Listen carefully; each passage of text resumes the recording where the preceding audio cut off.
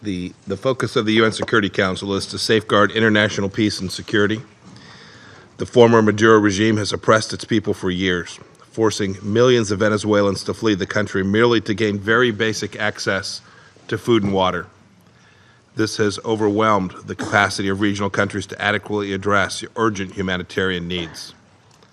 Former President Maduro bears full responsibility for this tragedy, allowing Venezuelans to languish without food and humanitarian assistance. On January 10th, the OAS passed a resolution that refused to recognize the illegitimate Maduro regime and called for further attention to address the suffering of the Venezuelan people.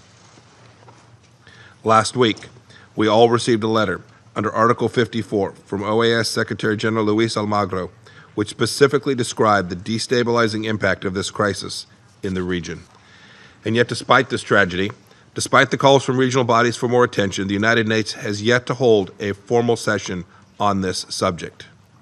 Now we have a new leader, Juan Guaido, in Venezuela, who has promised to bring elections and constitutional order back to Venezuela and security back to the region.